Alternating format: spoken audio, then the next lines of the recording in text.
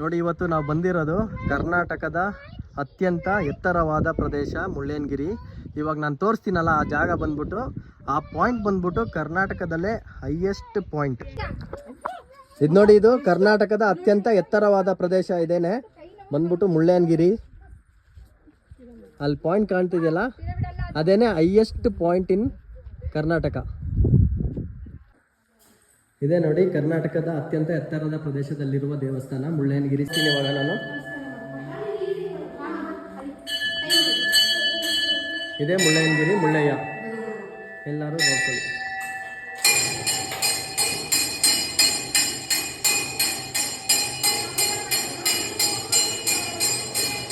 ನೋಡಿ ಇವಾಗ rope way ಮಾಡ್ತಾ ಇದ್ದಾರೆ. ಕೆಳಗಡೆಯಿಂದ ಮೇಲ್ಗಡೆ ತನಕ ಬರ್ಬೋದು. ಯಾರು ವಯಸ್ಸಾಗಿದ್ದಾರೆ, ಯಾರಿಗೆ ನಡೆಯೋಕ್ಕಾಗೋದಿಲ್ಲ, ಯಾರು ಮಕ್ಕಳಿದ್ದಾರೆ ಎಲ್ಲರೂ ಬರ್ಬೋದು. ಇನ್ನೂ ತಯಾರು ಮಾಡ್ತಾ ಇದ್ದಾರೆ, ಇನ್ನೂ ರೆಡಿ ಆಗುತ್ತೆ. ರೆಡಿ ಆದಮೇಲೆ ಎಲ್ಲರೂ ಯೂಸ್ ಮಾಡ್ಕೋಬೋದು.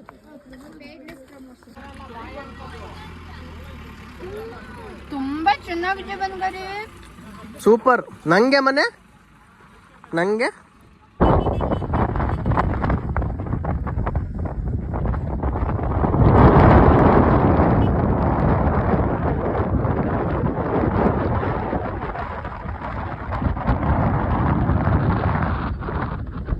ಇದೇ ನೋಡಿ, ಇದು ಸೀತಾಳ ಮಲ್ಲಿಕಾರ್ಜುನ ಸ್ವಾಮಿ ದೇವಸ್ಥಾನ ಅಂತ ಸೀತಾಳಯ್ಯನಗಿರಿಯಲ್ಲಿರೋ ದೇವಸ್ಥಾನ.